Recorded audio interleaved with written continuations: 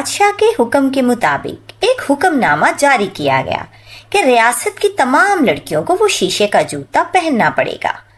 जैसे ही ये खबर सिंड्रेला के घर पहुंची, उसकी सौतेली माँ अपनी बेटियों को बताने के लिए भागी और सिंड्रेला से पूछने लगी कि उसकी बहनें कहाँ हैं। सिंड्रेला ने बताया कि वो कमरे में सो रही हैं।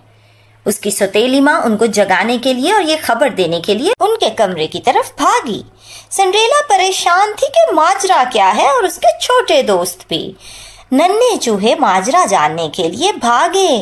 वो जानना चाहते थे कि ऐसा क्या है कि सौतेली माँ इतनी परेशान है, और वो तेजी से उसके कमरे में गए। सौतेली माँ ने आवाज दी, एनेस्थीसिया, ड्रेजेला, तुम लोग अभी तक सो रहे हो? और बादशाह ने हुक्म जारी किया है कि शहजादा उसी लड़की से शादी करेगा जिसने उस रात शहजादे के साथ रक्स किया था और अपना शीशे का जूता वहां भूल आई थी।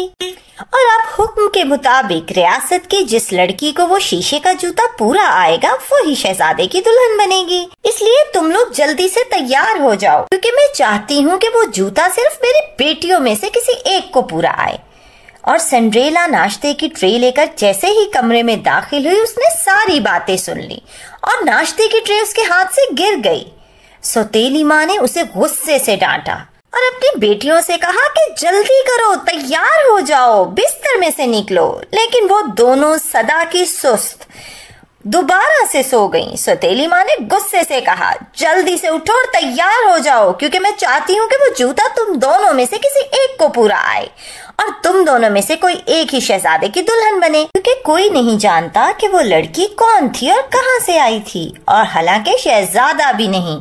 यह सुनते ही सिंड्रेला खुश हो गई, क्योंकि वो जानती थी कि वो लड़की तो सिंड्रेला खुद है।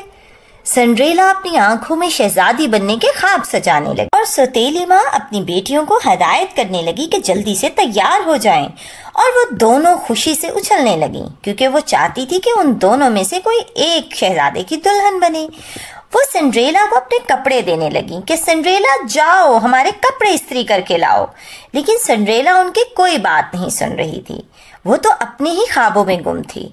और सिंड्रेला ये सोचने लगी कि हाँ, उसे तैयार होना चाहिए, क्योंकि शहजादा उसे इन गंदे कपड़ों में देखेगा तो क्या सोचेगा। सौतेली बहनें परेशान थीं कि सिंड्रेला को क्या हुआ।